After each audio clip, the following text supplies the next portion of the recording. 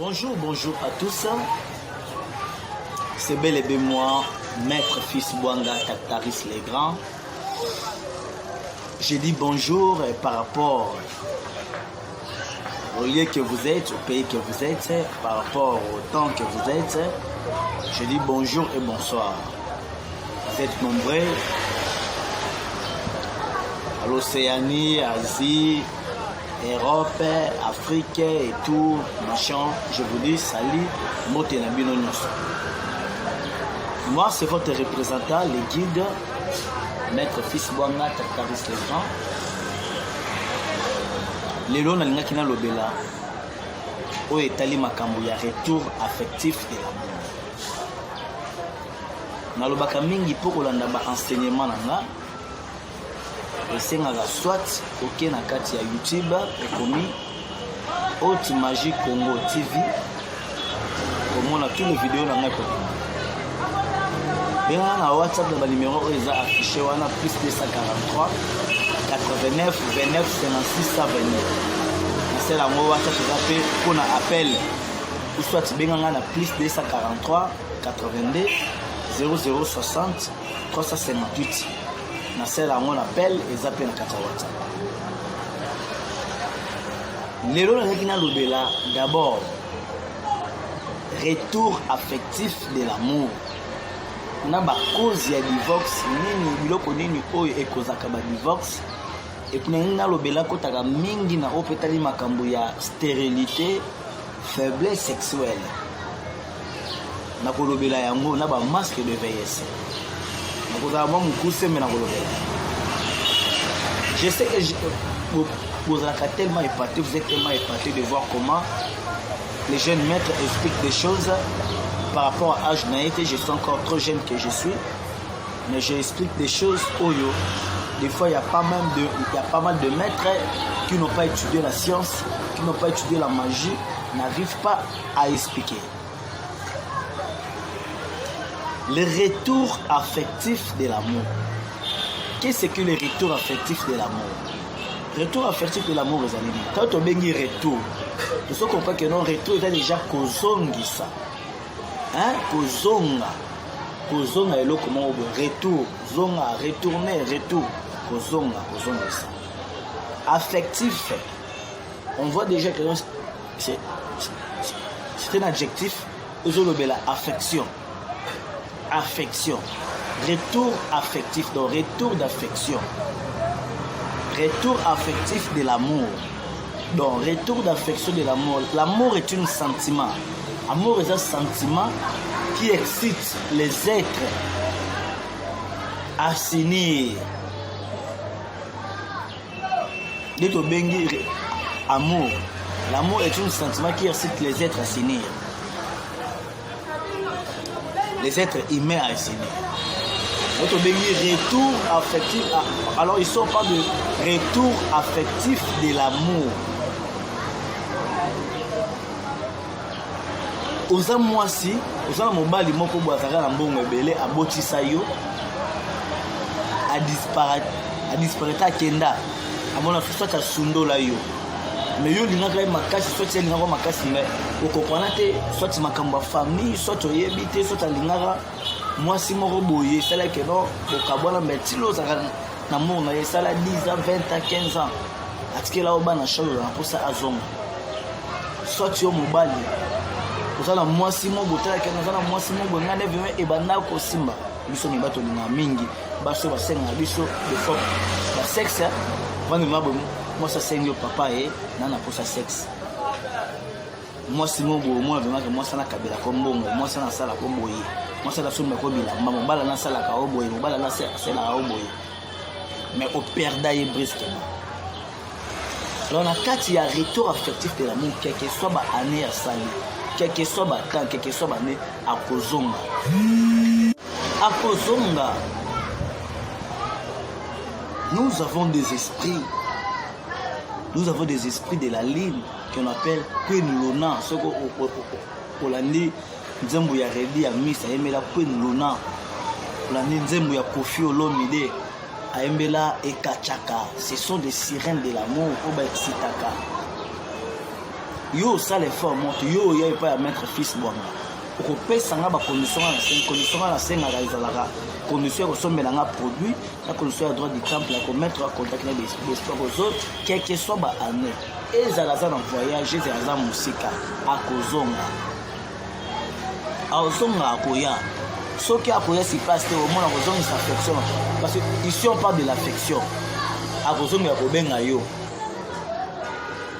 faut que les produits bon so les gens so ba que non mettre nga ça pour ça peut-être ezala peut-être moi pendant une année 6 mois bon retour affectif de l'amour soit tu sais qu'on a pour ça que c'est moi cité exemple la jeune belé peut-être azana amuna moi si mon boye azaki toko alinga moi ça na frontière alingai là azo attente à déranger na ndenge nyonso moi ça alinga raté. Alors, les génies, tous appellent un système pour les gens qui ont autobengaka sakala, autobengaka maïfoudre. Ce que bika kombo à moi son ato yebiete. Les esprits vont faire l'effort de déjà qui a posé c'est la kosonga. A kolinga yo. Moi ce que fait mon bal mo la kaka na mbongo ebele. Oza pour ça tous moi si on ngami di bali mo ba sali balanda na yo. Kolanda yo. Tu veux être attiré par les hommes qui ont beaucoup d'argent. Ici, on parle de retour affectif de l'amour. Retour affectif de l'amour, et ça, quand on a dit, moi, c'est dans mon banité. Vous avez un comment dans un bon bébé qui va venir. Papa Botayo, maman Botayo, Yaya, Ndeko, Nani, ami, camarade, comment bon bébé comment la possibilité, ma qui passe dans l'affection à l'unité. Un retour affectif de l'amour à Kozong. Kozong, c'est ça, Kozong. Ozonga pas même que Ozonga ça y a affection Ozonga parce que quand on parle de retour il y a beaucoup de personnes qui pensent que non retour affectif de l'amour kokanga mutu ezalaka kokanga mwasi na mobali te ozaka pasteur kanga mutu nyonso parce qu'il y a aussi des papas qui ont l'argent oyo azana temps oyo ya kopesa mwana mbongo te papa sala esika bela ministère ya bemba apesaka papa mbongo te mobali asala esika bemba apesako mwasi mbongo te obénéficie na mbongo na te. Moi si ça les sika be ba foutre même mon bani les ana moi ça ça na ba activité azana ba boutique azana ba magasin mais so sengi ba boy mais so pour soi ya zo gaspiller que tout affectif de l'amour ezongi saka affection ezong tu veux être attiré par les hommes qui ont beaucoup d'argent aux amona moi si aux akitoko otambola kana nzela ibalo Mobalo linga oka après 3 jours papa a pu accoucher dans la tikio donc quand tu wana donc itango a tikio akelo moto donc nga mettre fils bon na sa capacité ya kosaka no mobali wana yata abala pour pouvoir ezali connaissance ezali la connaissance magique ezali la magie et la sorcellerie est une science. Ce sont des pratiques qui consistent à utiliser les plantes de la nature et les animaux pour nourrir aux personnes pour faire du bien. Nous sommes connu que tu n'as pas ça la pour aux hommes aux pour choses à attirer pas bateau à la possibilité belé aux hommes pour choses à attirer pas bateau à zambon belé aux hommes pour choses à attirer pas ma personnalité bateau à zambon belé bateau à zambon on a balinga yo na musala na église na société na alimentation ou parce que aux hommes pour ça ba chef no balinga yo moi ça pour ça tu vas intéresser contactez-moi maître fils on va numéro 1 contactez-moi na ko aider na ba problème wana à l'aide ya ba jeno nga na bango ba ko aider yo au moins que non nyonso za pour ça la mwana et ko komela yo les retours affectifs de l'amour retrouvé balongola yo na musala oza ko sa chef na yo azongisa amour na yo na sentiment na yo contacter na maître fils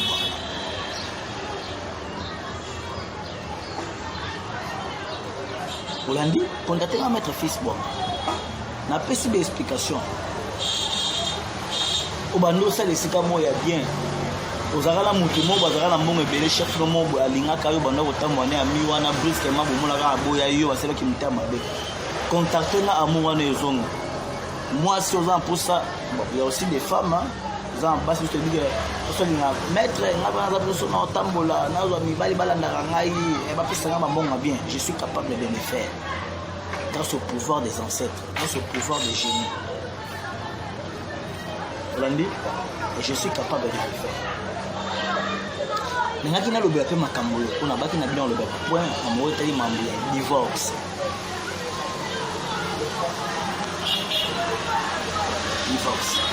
Na bosana ki eloko moko na baki mambo ya sa ya kokanga na kati ya retour affectif de l'amour to kanga pe parce que eza na baswa linake non eza mibali mosusu le eza wana ye batia esprit moko ya dépense donc ye basi na vie na ya za n'importe quel basi donc moi si ndako za stable tu za poso kanga mobile no azalaka na yo o to benga zakala na zo kanga na ko peso zakala ai kangi mobile do ya ndo mona ka do na nzela ai zala mwasanga zo de ndenge nini ezala mwasanga za ba botia ba sirène mawata azana sirène na botia madame Jacqueline azana botia ya sirène ya Maria Valence akomona yete ya mona ka yo ne mwasi na ye oza kitoko yo mobalo za kusokanga mwasi na yo babenga ke na nzela te nini te ngai mettre fils bonga na kosala azala ka pa na yo pona yo kaka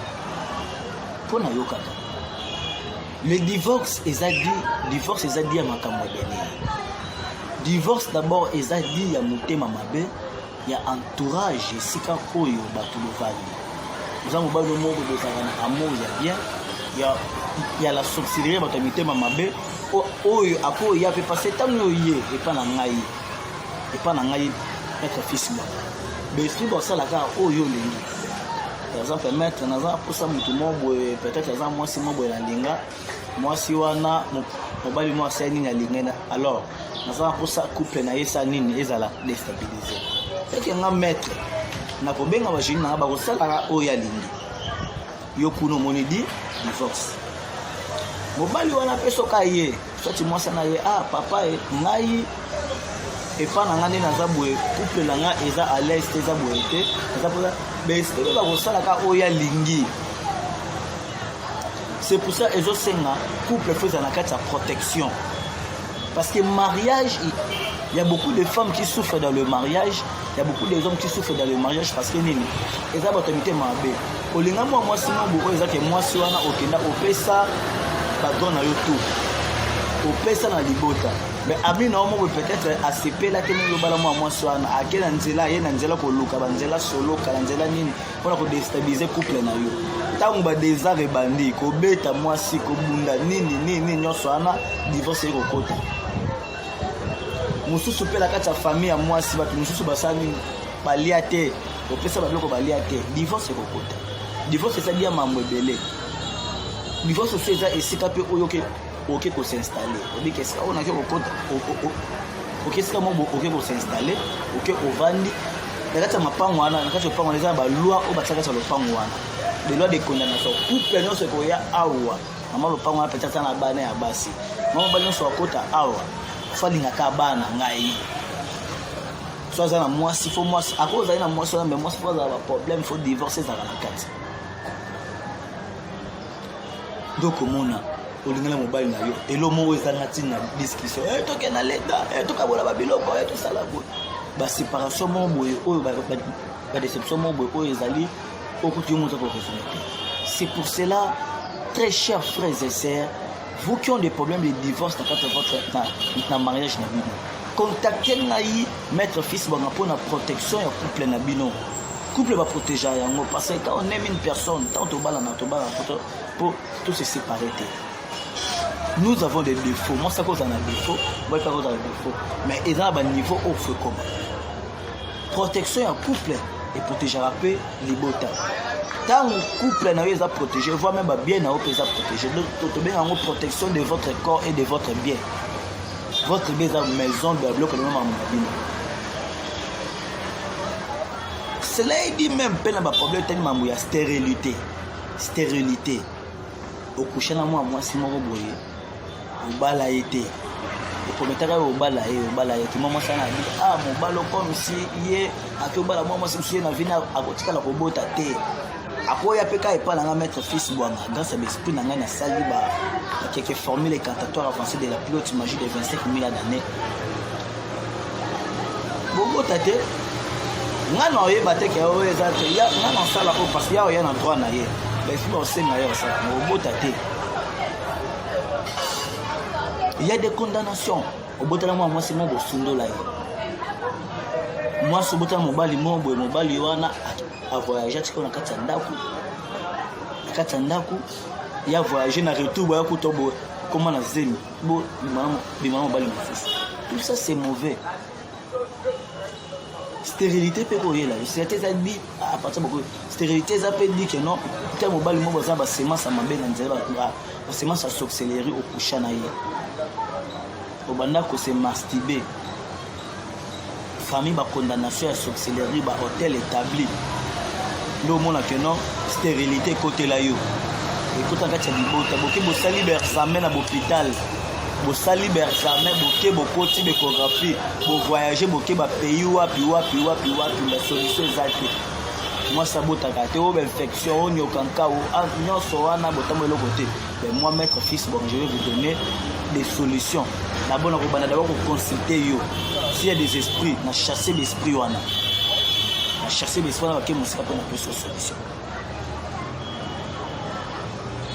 C'est pour cela mes chers frères, retour à fertilité de l'amour, divorce, zakala a, maïfoudre, oza kosa mibali balanda yo, basi balanda yo, oza oliga, baso bana mbongo belé, mbalo mbongo belé, oza poso kanga mwasi na soti mobali na yo, oza posa oza na retour à fertilité de l'amour. Pas ka ya mwasi na mobali, mais ala ya papa, ya mama, ya ndeko ya oncle mbongo belé, contacter ngai maître fils bon plus 243 89 29 56 22 yo 82 063 58 ba numéro wana eza affiché comme na Facebook comme na kati ya YouTube ta commentaire ba image wana. Je vous remercie, c'est moi maître fils bon ko na bino sala ba spectacle té ko na na kati ya ba cinéma so za pour ça na benga ngai ya ka si place to kutana si place so za na province so na poser le mot na sela on a continuer à partir à chance na ko sela ko na tindelo à partir à chance.